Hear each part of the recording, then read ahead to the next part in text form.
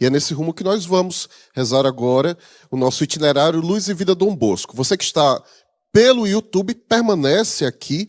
Você que está pelo rádio, já já a gente se encontra às 3 horas da tarde. E nesse dia de hoje nós vamos refletir sobre os movimentos da ação de Deus na vida da gente. Porque, claro que nós queremos que Deus ele venha agir, claro que nós queremos acompanhar o ritmo da ação da providência divina na nossa história. Só que a gente não pode esquecer, e isso é essencial, que eu vou te dizer agora, certo? Nossa vida não pode ser movida pelo ritmo da novidade.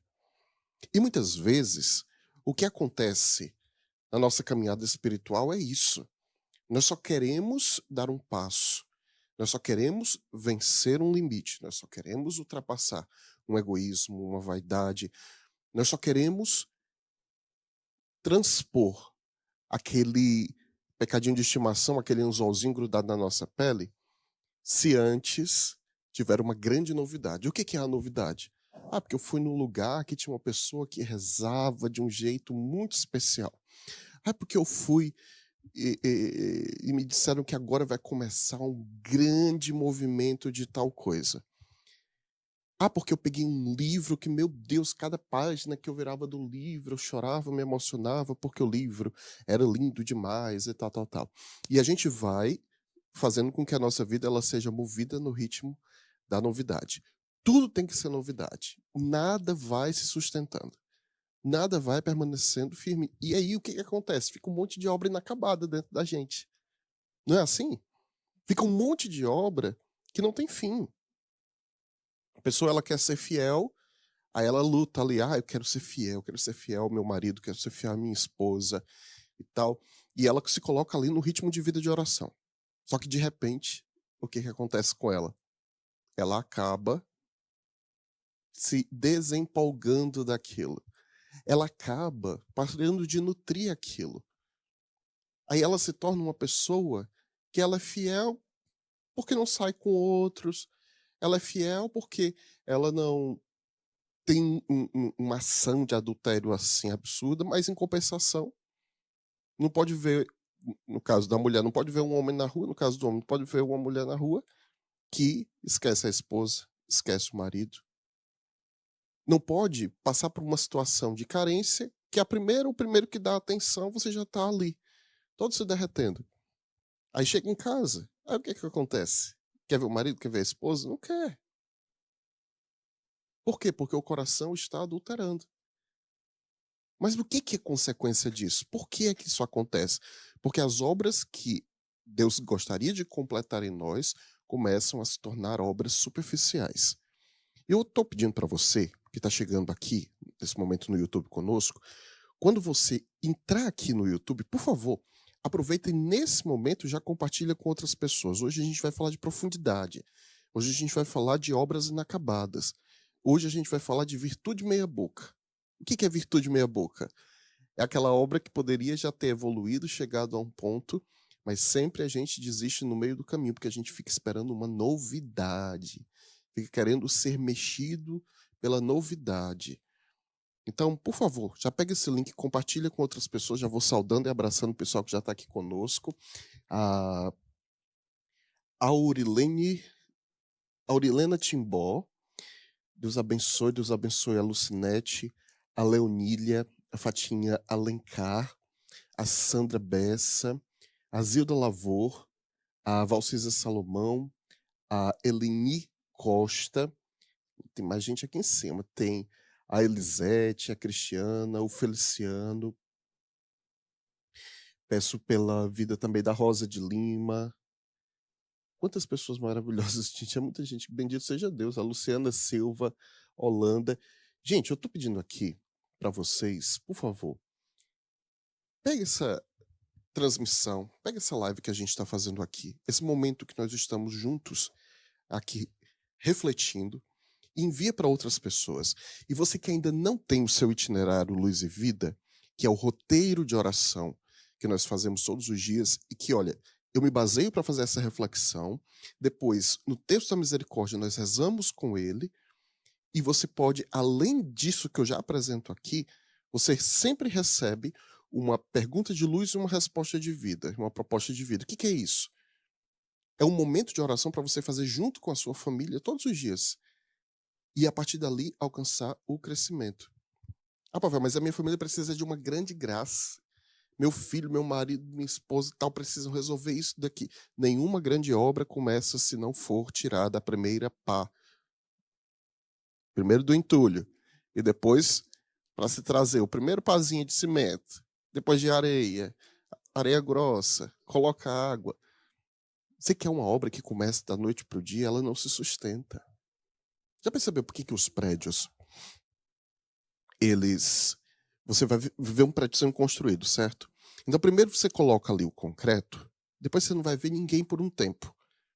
De repente, tá lá os trabalhadores de novo. E alguém desavisado pode até dizer, o pessoal começa aquela obra e abandona, começa e abandona, começa e abandona. Não. Existe uma coisa que chama o processo de cura do concreto. O que é isso?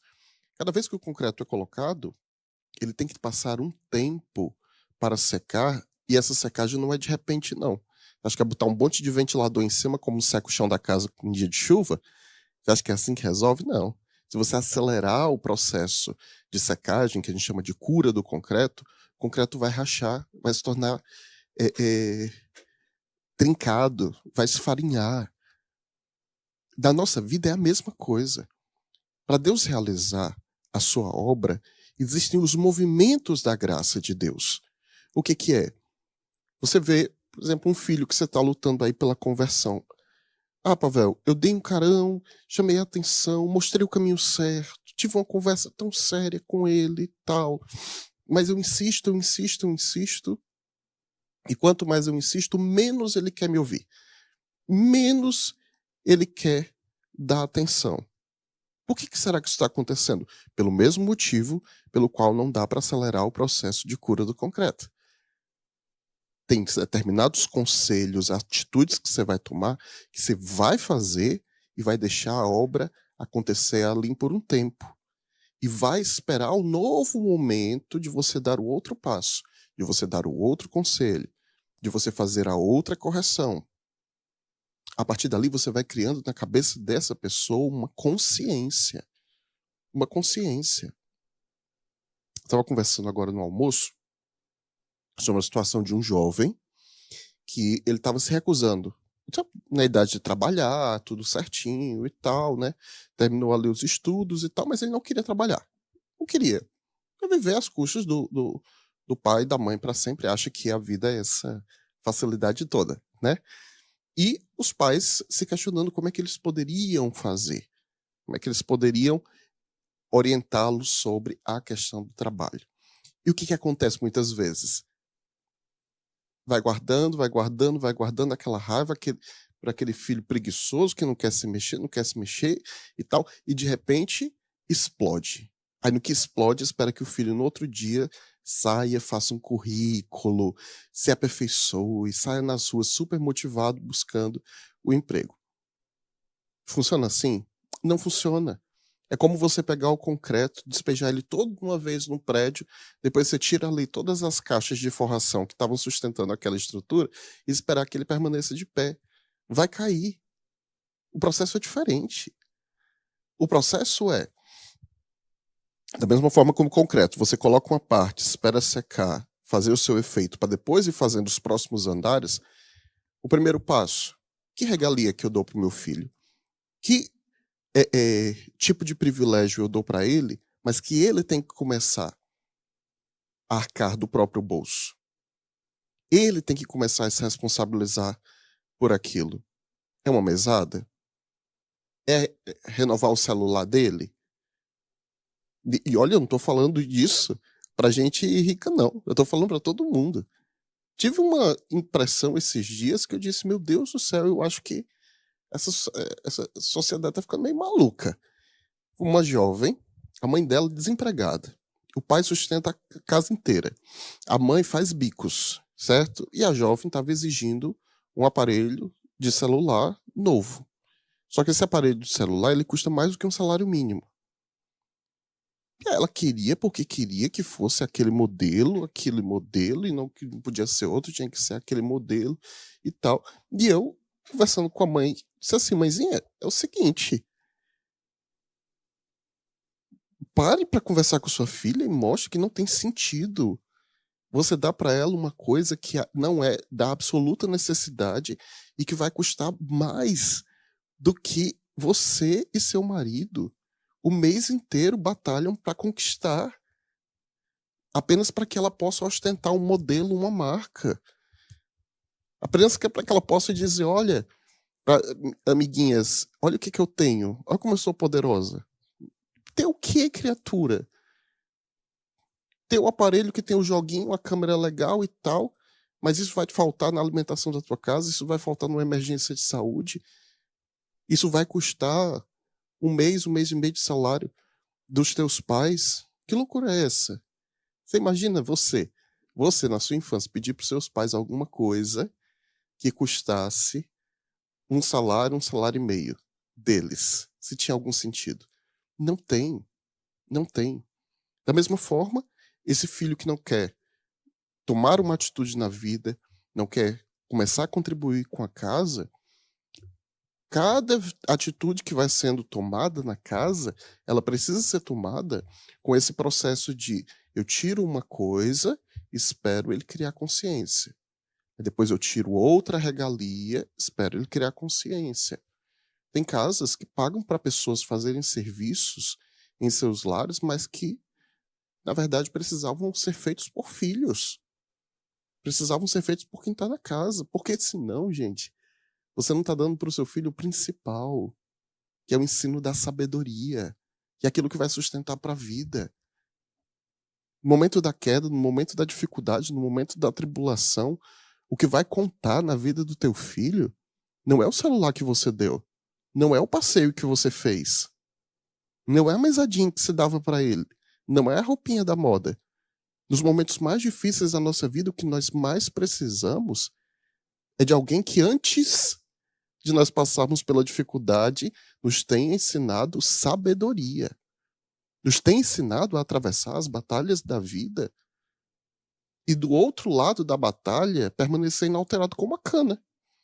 Quando você tem uma moenda de cana-de-açúcar, o que você vê de um lado entrando? Vai sendo colocado.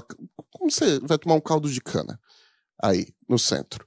Você, de um lado, coloca a cana, só que ela é uma planta preparada para ser extraído o seu caldo, o seu sumo. Por conta disso, ela tem uma fibra forte. Ela foi fortalecida. Deus, na sua infinita providência, fez isso com aquela planta. Então, o que acontece? Ela passa por aquele motor, ela é massacrada, moída, todo o sumo, ou seja, o fruto dela, o bom dela é tirado, do outro lado sai o bagaço. Mas se você provar aquele caldo, ele permanece doce. Não foi o sofrimento, não foi a dor, não foi o fato de ser exprimida, não foi aquele processo doloroso que ela passou que tirou dela a doçura, ou seja, que alterou a essência dela. Na criação dos filhos, na vida cotidiana, nós precisamos ensinar exatamente isso. Meu filho, você vai atravessar dificuldades na sua vida. Você vai enfrentar batalhas. Você vai enfrentar sacrifícios. O que você não pode é deixar com que essas coisas façam de você alguém pior do que quem você era antes de ter passado pela provação. Parece que eu estou falando uma coisa muito distante, mas eu não estou, não. Nós temos na nossa sociedade, principalmente no Brasil, que é um país tão violento, tão perigoso, nós temos exemplos disso acontecendo direto. De pessoas que passam por situações de dor, de crime, de sofrimento. Pessoas que são injustiçadas, que elas passam por um processo difícil e injusto, e do outro lado do processo, você vê dois tipos de gente saindo. Ou você vê uma pessoa amargurada, com raiva de Deus e do mundo, e que quer por fina força fazer vingança, no primeiro que aparecer na frente, quer que a maldade que sentiu seja sentida por todos ao seu redor, ou você tem o outro tipo, que são aquelas pessoas que, por terem passado uma grande injustiça, por terem passado uma grande dor, um grande sofrimento, começam a lutar para que outros não passem também. Começam a lutar para que outras pessoas não sofram a mesma coisa. Essa é a diferença entre a pessoa que ela é fraca na sabedoria, não tem fibra para passar pelos sofrimentos e as dores da vida, não tem resistência diante das tentações e dos males que esse mundo tem, e por conta disso, quando vem o tempo da provação, ela é levada junto. A provação não leva somente a situação que ela estava ali causando, mas leva também a paz da pessoa, a tranquilidade, leva o sentido de viver. E tem o outro lado, que são as pessoas que no tempo da bonança foram fortalecidas. Aquela pessoa que ela não está passando por uma grande tribulação, mas ela não desiste. Não desiste de quê? Da vida de oração. Não desiste de olhar para a vida com o prazer de quem é movido pela providência divina. De contemplar beleza em tudo. De permitir-se ser cuidado por Deus. De permitir-se ser cuidado pelo próximo. De não parar de cuidar, não parar de amar, não abrir mão das próprias responsabilidades só porque está passando por um momento de dificuldade, de dor. Essas pessoas são as que são fortalecidas na sabedoria. Essas pessoas são as que encontram sentido na própria existência. Essas pessoas são as que no momento da provação, no momento da dor, não serão levados juntos com a maré. Você tem que fazer essa escolha. Você tem que tomar essa decisão. Mas, Pavel, eu não estou vivendo um momento difícil nenhum. Eu não estou vivendo um momento de dificuldade nenhuma. Você está falando aí para mim, Pavel, mas olha, sinceramente, eu estou num momento tranquilo. Por que esse alerta todo para mim?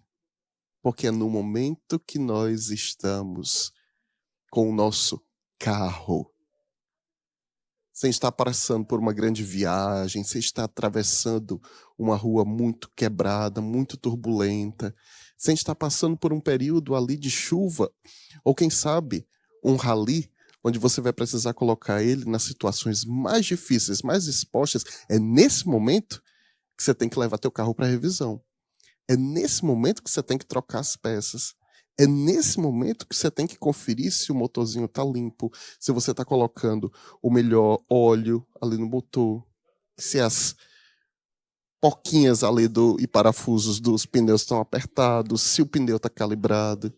É nesse momento que você tem que verificar se todo o chicote elétrico do carro ele está em dia, está todo conectadinho. Não é assim? Não é assim que a gente vive? Gente, nós queremos consertar a nossa vida na hora da tribulação, mas quando a gente vai fazer uma grande viagem, a gente verifica a saúde do carro antes dela acontecer. A gente verifica se o carro ele tem condições de atravessar aqueles estados, aquelas cidades, aquelas estradas do país antes de fazer a viagem. Para quê? Para preparar o carro. Porque se no momento da dificuldade, no momento em que o carro der prego, no momento em que o buraco aparecer no meio da estrada e for maior do que a capacidade do carro de atravessá-lo e acontecer alguma avaria, você saiba, meu carro está todo em ordem. Logo, se ele teve esse prego, foi por conta somente desse buraco. Então eu vou corrigir aquele problema, aquela situação. Porque a pessoa que ela está com a vida completamente bagunçada, a pessoa que está com a vida completamente em desordem, onde todas as áreas da sua vida estão bagunçadas, sabe aquela pessoa que é assim, minha vida amorosa tá uma bagunça, no trabalho tá uma bagunça.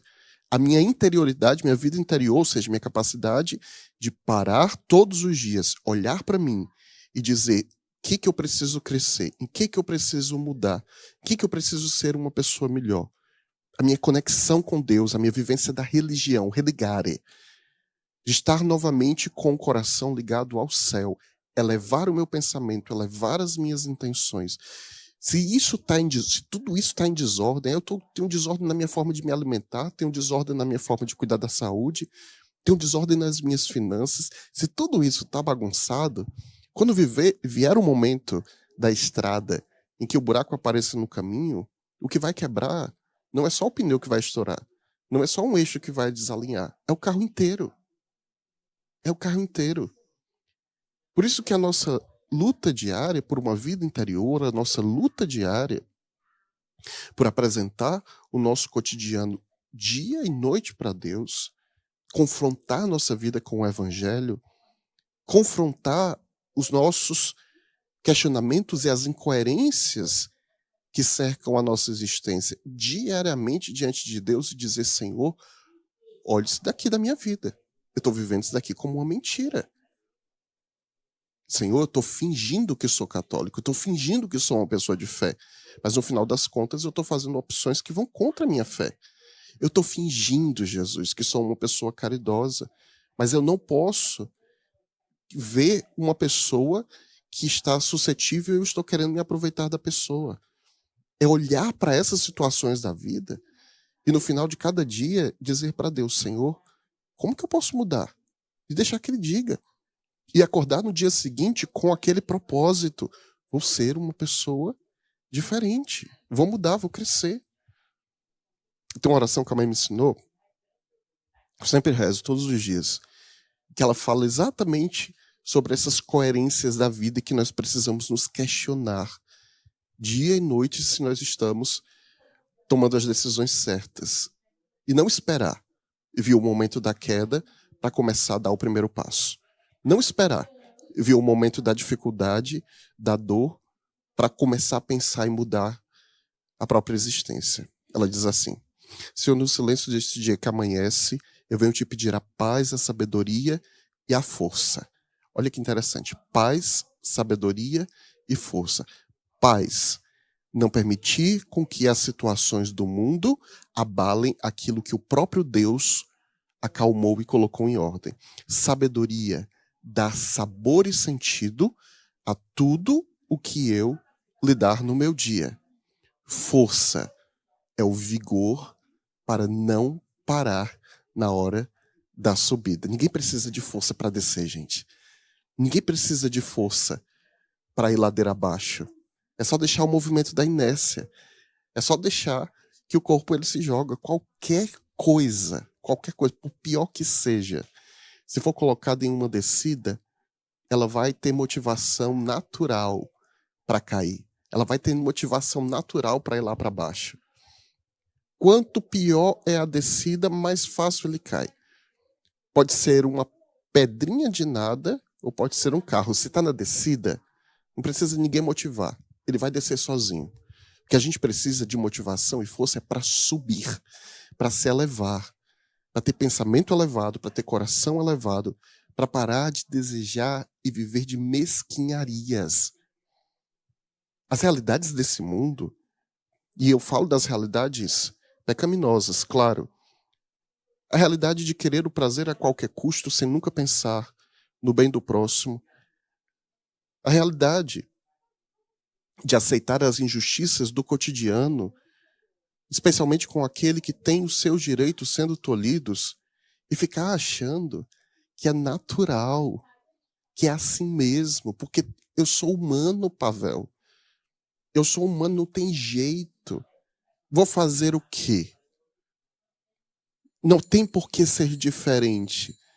Não é o chamado que Deus fez pra gente. O chamado que Deus nos fez é completamente diferente. O chamado que Deus nos fez, ele é o de nós termos uma mente e um coração elevados. É o chamado de não ficar se baixando e rebaixando a própria mentalidade, a própria existência, os próprios amores, às custas do interesse, às custas de olhar para as pessoas como se elas sempre tivessem uma obrigação de fazer algo por mim e em mim. Deus não fez a gente para isso. Deus nos fez para sermos homens e mulheres elevados, de pensamentos elevados, de mente elevada, de coração elevado. E você só vai conseguir viver isso se parar de buscar na vida somente aquilo que não exige esforço, de parar de viver de facilidades, de parar de viver e pautar sua vida pelas escolhas que te trazem prazer. Porque a nossa vida ela não foi feita para a gente ficar escravo de prazer nenhum. A nossa vida ela foi feita para que nós sejamos servos da verdade. E na verdade, encontremos o prazer de existir. Encontremos a razão para existir. No roteiro Luz e Vida de hoje, tem um texto muito bom. Eu vou fazer questão de ler aqui para você, porque você pode baixar gratuitamente em casa, luzevida.fmdombosco.com, que ele traz sempre alguns exemplos do cotidiano, da liturgia, da vida, da fé. Olha só, durante a missa, tem um momento simples e profundo chamado Oração dos Fiéis. Depois de ouvir a palavra de Deus, a Assembleia reza pela igreja, pelas autoridades, pelos sofredores, pelos pobres, pelos doentes, pelas famílias. Não é um intervalo nem um costume automático. Tem um gesto forte. Ali, o povo de Deus leva ao altar as dores do mundo inteiro. Cada fiel se torna uma ponte. Ponte entre os choros das casas e o coração de Deus. Ponte entre a história concreta, o cotidiano e a eternidade. A igreja ensina que os batizados eles participam de um sacerdócio comum.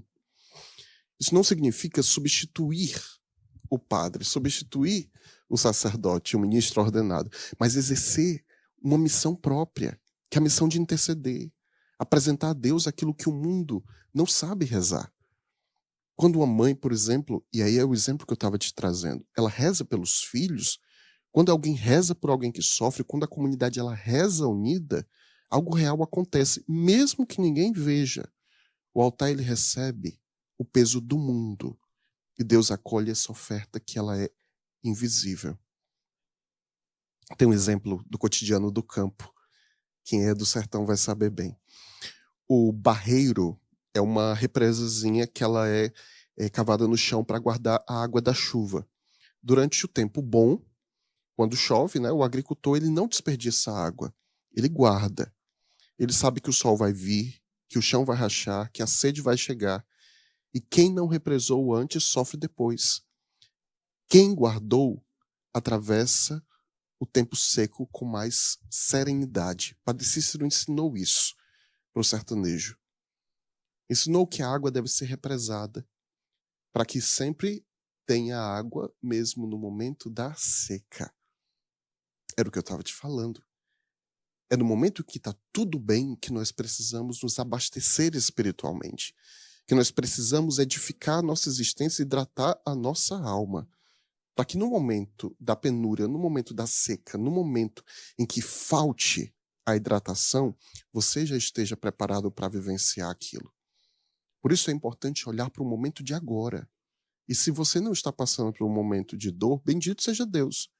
É exatamente a hora de você cuidar das suas realidades espirituais. É exatamente a hora de você se fortalecer. A palavra de Deus na vida espiritual é isso, viu? Tem os tempos de bonança, a fé está firme, a oração flui, tudo fica parecendo que está muito claro, né? Nesses tempos é que nós precisamos represar a palavra. Quer dizer guardar para a gente? Não.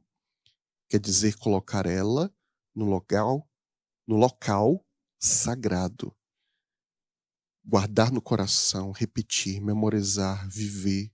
Porque o deserto vai chegar. A aridez ela vem, a dor ela aparece. E quando isso acontece, não se improvisa fé. Se bebe a água que foi guardada antes. Quem não guardou sente sede, quem guardou resiste. Tem um último exemplo antes da gente ir para o nosso estúdio ao vivo, que ajuda a gente a entender. Mesmo sem parecer, você vai ver que ajuda a entender. Quem estuda física, quem estuda o espaço, vai saber que existe uma matéria chamada matéria escura, matéria negativa, que ela compõe a maior parte do universo. Ela não pode ser vista, não pode ser tocada, não pode ser medida diretamente. Mas os cientistas sabem que ela existe. Sem ela, as galáxias iam se desmanchar. É uma coisa invisível, mas que mantém tudo unido. O que sustenta o universo, gente, não é o que está brilhando, não é o que está sendo visível, é justamente o invisível. Na vida espiritual acontece a mesma coisa. O que sustenta uma família não é o que aparece nas fotos. Não é o comercial de margarina da rede social que a gente tenta vender que vive. É a oração escondida. É o perdão silencioso, é a intercessão feita no quarto fechado. O que mantém a igreja, o que mantém o corpo de Cristo, não é o barulho, é a fidelidade invisível de milhões de fiéis que rezam, se oferecem e perseveram sem aplauso, sustentados por aquele que é a sua cabeça, o Eterno, o Senhor do tempo e do espaço. Se eu pedir para você me trazer 2 quilos de amor, o que você vai fazer? Você tem como colocar numa sacola? Você tem como colocar numa caixa para me entregar? Não tem, né? Não tem. É exatamente isso. As coisas mais importantes da vida, elas não são visíveis, mas não é por isso que elas não são absolutamente necessárias. O que sustenta o mundo, o olho não consegue ver. Mas muitas vezes ela é jogada fora por aquilo que o olho consegue. Não troque a tua fé. Não troque o teu coração. Não troque a ação de Deus na tua vida pelas coisas que o mundo te apresenta. Vamos agora para o estúdio ao vivo. Vamos rezar, vamos adorar Jesus e pedir para Ele que nós venhamos sustentar aquilo que não enxergamos.